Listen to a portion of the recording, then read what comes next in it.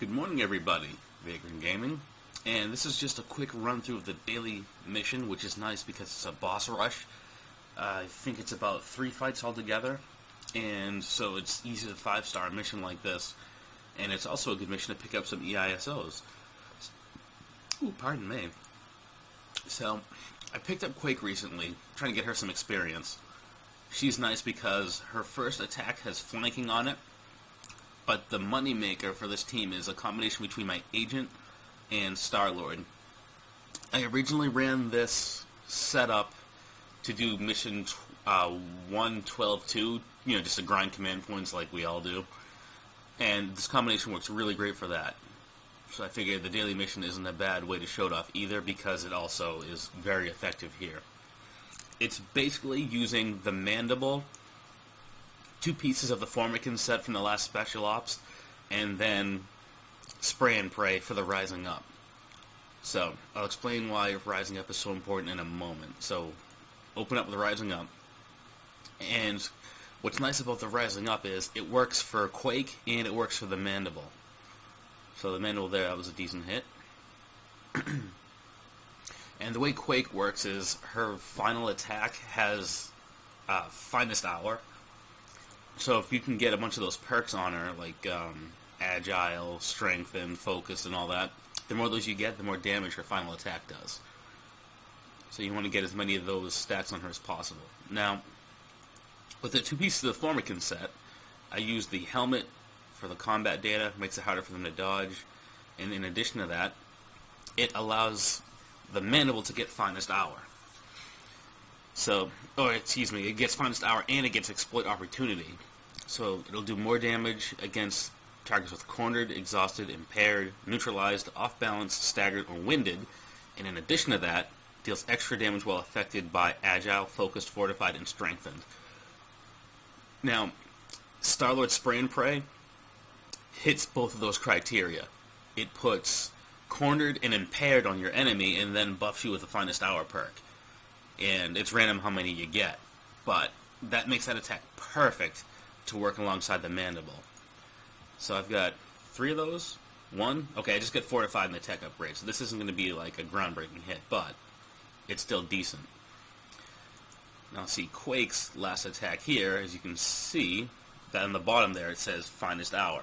So right now, nothing special, because she actually has 3 of them. But that's okay.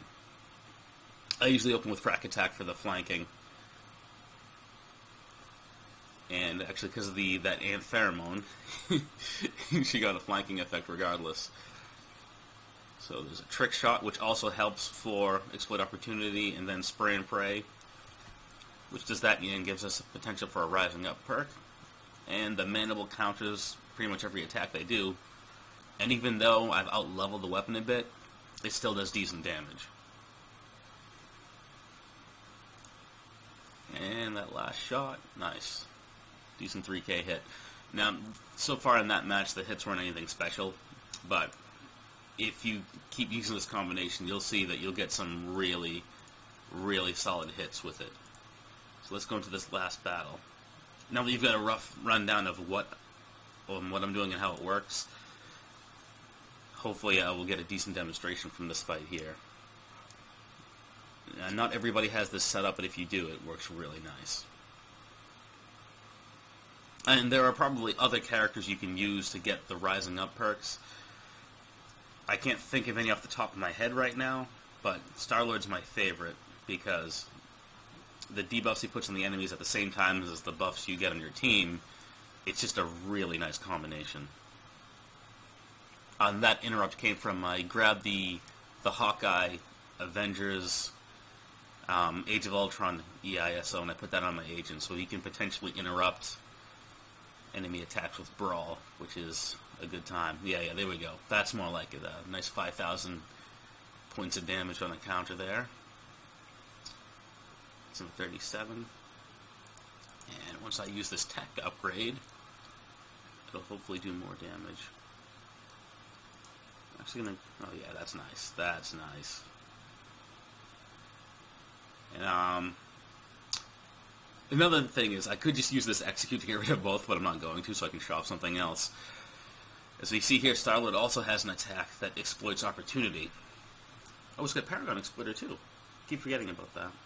So, he's gonna light up Crimson Cowl. There, that was a nice hit. Gives himself an extra turn and attacks again. What a guy. I'm gonna rest to see how Quake does with her attack. See how much damage she does. Yeah, not bad. Not as much as the other guys were doing, but not bad at all. So there you have it. A nice rundown. Nice and easy. It's about 3 battles to get through this mission. And let's see what we get. Looks like a lot of these are for tacticians. I hope I don't get a trash drop. Protective. Alright, start with a shield. Nothing wrong with that. I have to give that to Quake. Doesn't hurt to start with a shield. Alright, hopefully this combination helps some of you guys. And you get to have some fun messing around with combinations. And I'll see you next time. Thanks for watching.